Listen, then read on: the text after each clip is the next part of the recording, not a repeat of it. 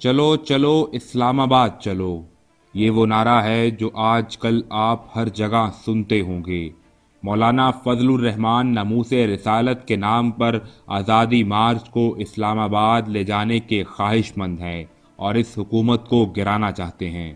اس کی واحد وجہ مولانا کی اسلام آباد سے دوری یعنی وزارت کی ہوس ہے۔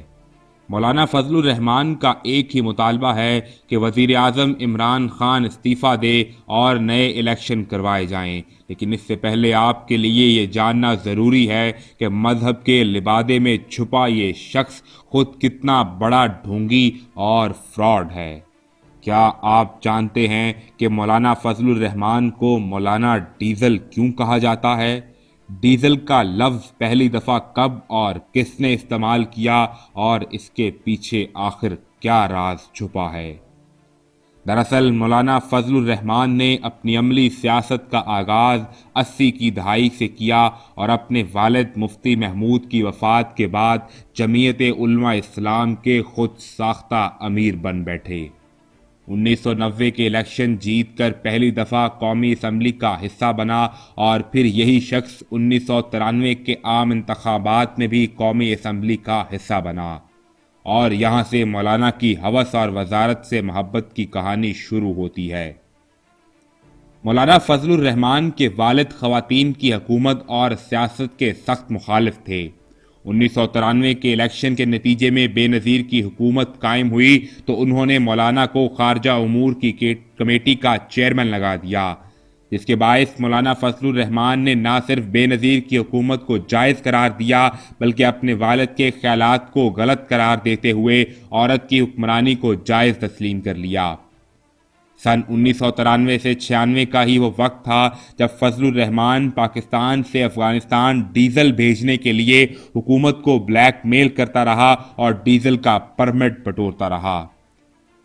اس عرصے میں مولانا نے اس قدر پرمٹ لیے کہ پرمٹ ایشو کرنے والے حکام حیران تھے کہ آخر یہ شخص اتنا ڈیزل کس کو بیچتا ہے۔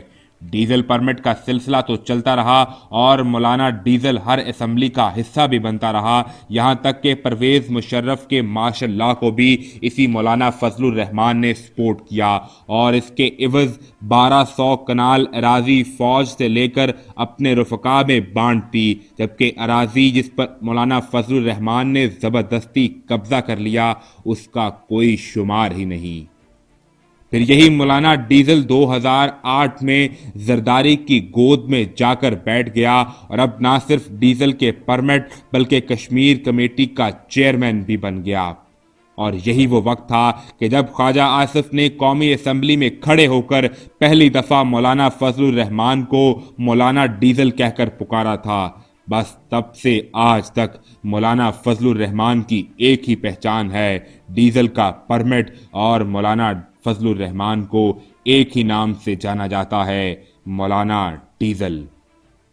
اور آج یہی مولانا ڈیزل اسی نون لیگ کی منت سماجت کر رہا ہے کہ وہ اس کے آزادی مارچ میں شرکت کریں۔ آج یہ مولانا ڈیزل ناموس رسالت کی بات کرتا ہے، جبکہ وزیر اعظم عمران خان نے تو اس کو عالمی فورم پر جواب دیا کہ اگر آپ صلی اللہ علیہ وآلہ وسلم کی شان میں کسی نے گستاخی کی کوشش کی تو ہمارا رد عمل سنگین ترین ہوگا۔